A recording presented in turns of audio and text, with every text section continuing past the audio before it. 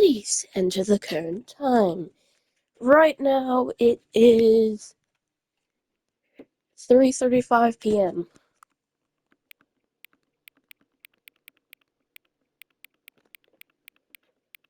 Three.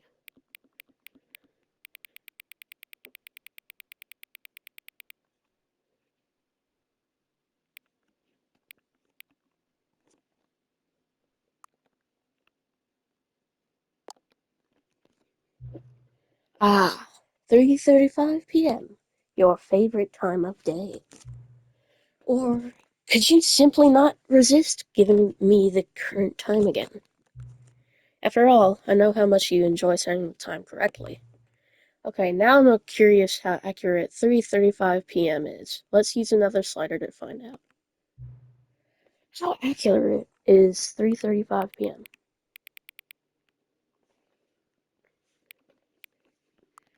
Accurate? Can I just say, regardless of the accuracy of the clock, I'm having a great time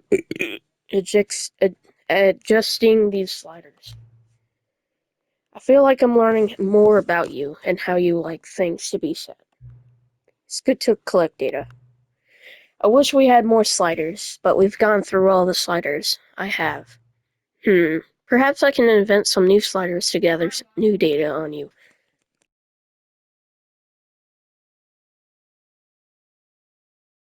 It died. Shouldn't be too hard. Yeah, let me whip a couple new ones up.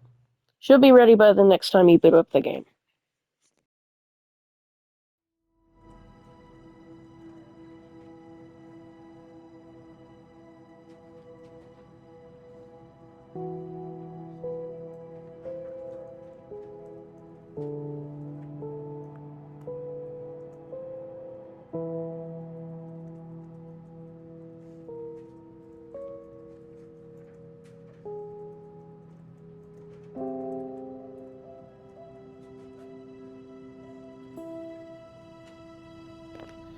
Hi guys, welcome back to another video. Today we're going to be playing the Stanley Parable the Stanley Parable Ultra Deluxe.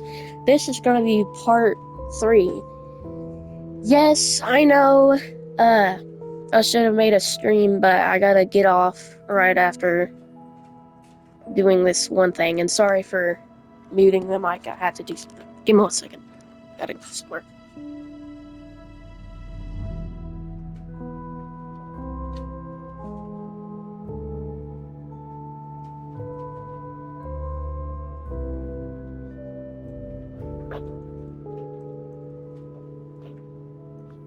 Okay, I just watched Markiplier's video and found out how to get that 3 ending and how to finally beat this game. Okay, begin the game. I'm gonna get that 3 ending, end this video. This is the story of... Skip. And then I'm gonna end the video, get off, go back. All of his co-workers were gone. What could it mean? Stanley decided to go to the meeting room. Perhaps he had simply missed a memo. Perhaps I simply missed a memo.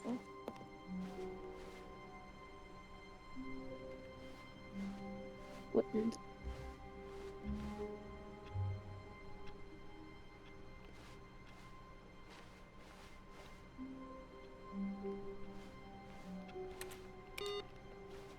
Not everyone is so lucky to have a bucket, but Stanley is a very lucky fellow. Very lucky indeed. Stanley clutched the bucket tightly to his chest and entered the door on his left. Still no one was here. Stanley needed the bucket's warmth and comfort now more than ever. Perhaps his boss's office was where he'd find answers. Coming to a staircase, Stanley and the bucket walked upstairs to the boss's office.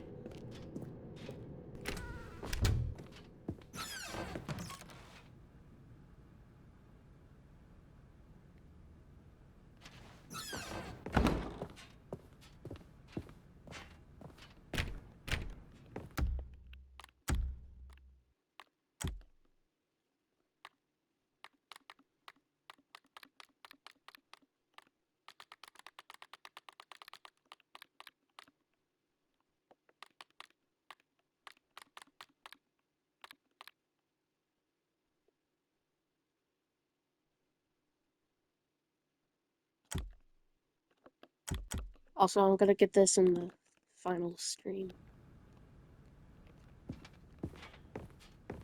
Stepping into his manager's office, Stanley was once again stunned to discover not an indication of any... I gotta change my controller to buy for a second.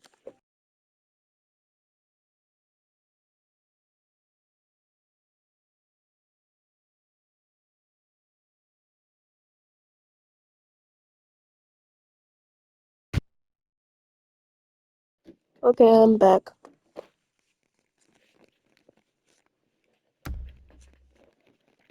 human life. Crushed by the weight of this revelation, Stanley...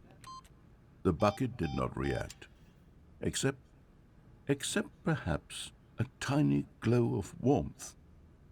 Subtle, yes, but an unmistakable spark from somewhere deep within.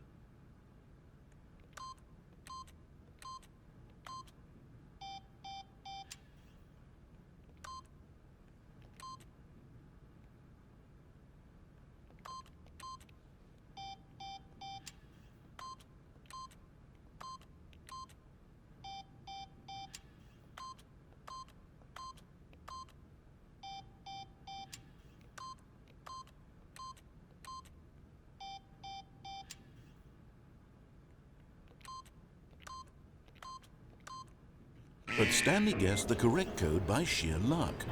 Was it that the bucket knew all along? Was the bucket guiding him? Yes, this is certainly the most logical explanation.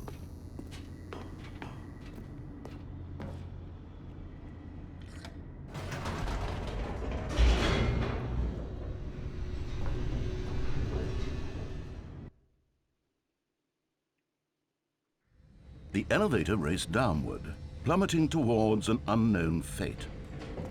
It would be all Stanley could do to keep himself together, if not for the bucket. Soothing him, comforting him, reassuring that in this darkest moment of uncertainty, he would be all right. The bucket is here for you, Stanley. Everything will be fine.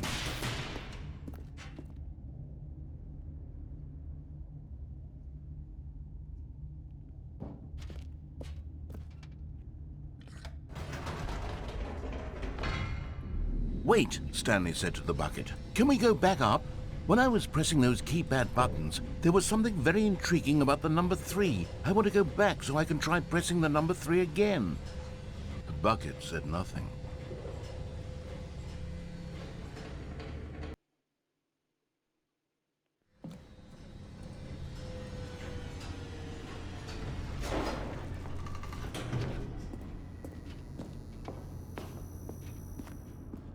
Here we are, said Stanley. Now I'm going to try out that number 3 button. He took the bucket over to the keypad and began absolutely slamming on the number 3 over and over and over. Wow, he said. The number 3 is such a special button. I'm having the time of my life. Stanley looked expectantly at the bucket, but the bucket remained silent. This was a shock to Stanley, who had always felt such a connection with the bucket. How was this not as exciting to the bucket as it was to him? Once Stanley had had enough of the number 3, he got back in the elevator.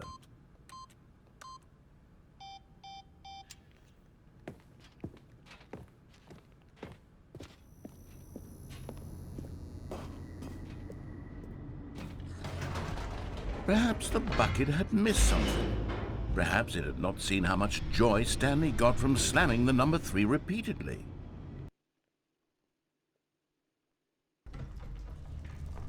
A hint of regret nagged in the back of Stanley's mind.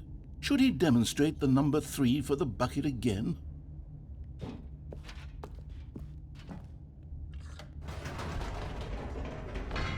No, said Stanley to the bucket. You can't go on yet. Not till you understand how much the number 3 means to me. You and I have been through so much together, and I just want you to see what I see. Feel the happiness I feel. He smiled at the bucket, and the bucket said nothing.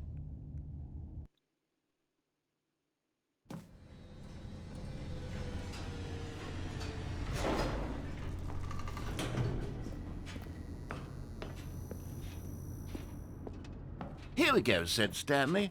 This time I'll really show you. He ran to the number 3 and began to wail on it like a musician on a beloved instrument, weaving a concerto of truth and passion.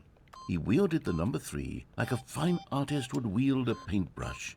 He told stories through the number 3, stories of his dreams and hopes and fears. And the whole time, he looked to his bucket for a reaction of some kind. Anything to let him know that the bucket appreciated what he was doing. The bucket conveyed absolutely nothing at all, only silence. Crushed by a wave of dejection, Stanley returned to the elevator.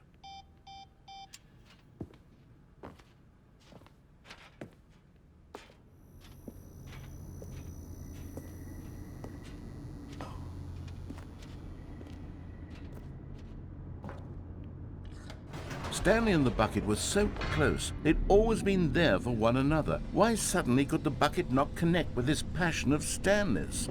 The question caused Stanley to ruminate the whole way down the elevator. He knew that there must be a way to get through to the bucket, to communicate fully with his dear friend. Surely there was a solution, mustn't there be?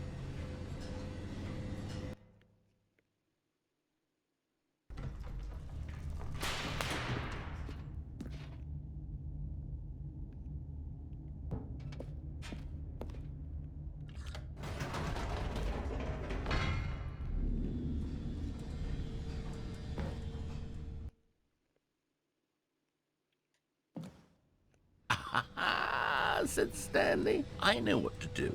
I know how to fully express this feeling in my heart." He decided right then and there that he would hold a press conference where he would speak to the public on all matters relating to pressing the number 3 over and over. He would elaborate fully on what the number 3 meant to him and why Who's he that? felt so alive when pressing it. G-Man? Then the bucket would be able to see his joy through the eyes of others. It would get to see the world react to this discovery of Stanley's. And it would be through the public eye that the bucket would finally understand Stanley's work. Who was that?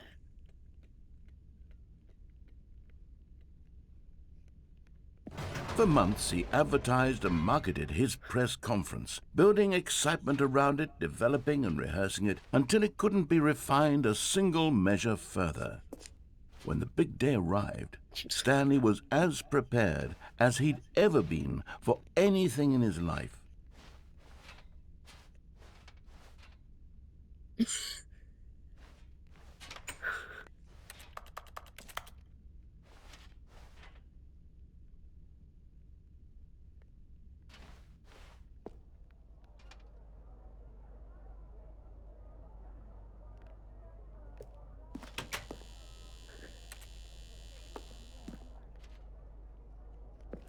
This was it. One last chance to win the bucket over. One opportunity to share a true connection with a loved one.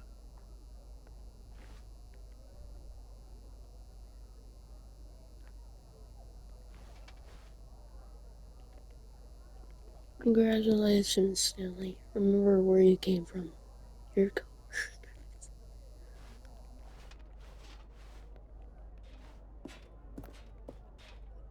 Dude, the dude who came up with pizza. I would love to meet that guy. The dude who came up with pizza. That's great. That's a great. That's a great. There was no one here. Nobody had come to the press conference to hear Stanley speak, to listen to him talk about what it really means to press the number 3 on a keypad over and over. He was unloved, uninteresting, he was a failure, and in that moment Stanley knew that the bucket would never again take him seriously. There would be no connection, no deeper understanding. The bucket merely sat there in his arms, indifferent. And so it began that slowly, over many years, the two of them grew more and more distant. They spoke less and less, neither wishing to state the obvious, that any sense of real respect between them had eroded since that day at the press conference. There would be no more games.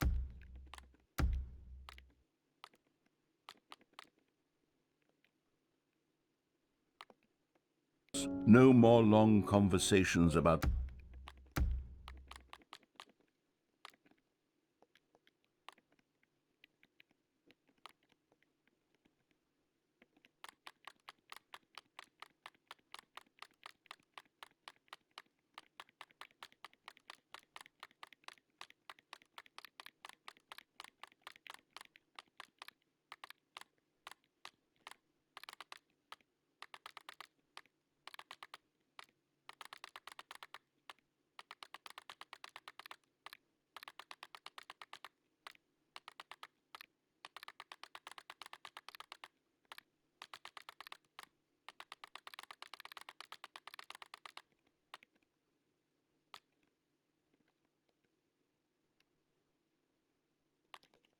passion and pursuit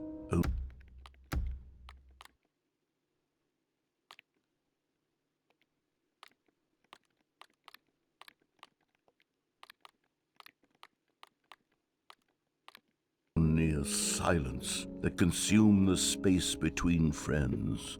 And Stanley, having for once in his life discovered the warmth and comfort of true companionship, was cast back into the unremarkable normalcy of loneliness.